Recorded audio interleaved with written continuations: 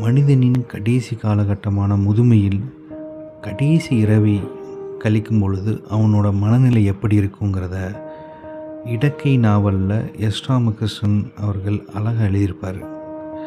இந்த கதையில் அவுரங்கசீப் நோய்வாய்ப்பட்ட அந்த முதுமையான அந்த கடைசி இரவை கழிக்கிறாரு. அப்பா அவருக்கு ஓடுற மன ஓட்டங்களை இதில் பதிவு பண்ணியிருப்பார் எஸ் ராமகிருஷ்ணன். எப்படின்னா, அவருக்கு தோணும், ஒரு கோடைகால இரவுகளை விட குளிர்கால இரவு தனிமையை ரொம்ப உணர்த்துதுங்கிறத அவர் உணர்வார். இது மாதிரி நிறைய நினைவுகள் அவருக்கு ஓடிட்டே இருக்கும். எவ்வளவோ வெற்றிகளையும் தோல்விகளையும் அடைஞ்சிருக்கோம். ஆனால் அது எல்லாமே வெறும் நினைவுகளாகவே மட்டுமே தான் இருக்கே. ஸோ அவ்வளோதான் மனித வாழ்க்கையா அப்படிங்கிறதும் அவர் மனதில் தோணும். கனவுகள் முதியவர்களுக்கு ஒரு கூடாரமாக இருக்குங்கிற மாதிரி சொல்லுவாங்க.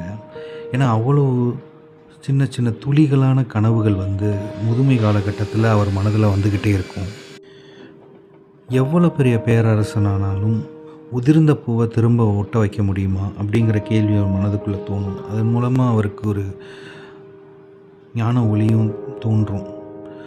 மனிதர்கள் ஒரு வரமுறைக்கு உட்பட்டவர்கள், ஆனால் இயற்கை அப்படி கிடையாது.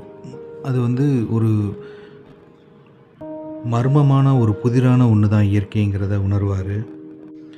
தன்னோட இறப்பை பற்றி ஒரு சூஃபி ஞானிகிட்ட போய் தெரிஞ்சுக்கிறதுக்காண்டி போவார்.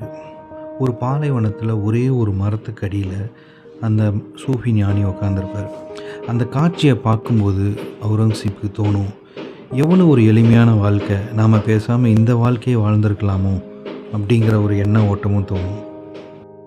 இந்த பகுதியை படித்து முடிக்கும்போது, நம்ம இந்த உலக வாழ்க்கைக்காக எங்கெங்கோ ஓடுறோம், என்னென்னோ செயல்கள்லாம் செய்கிறோம்.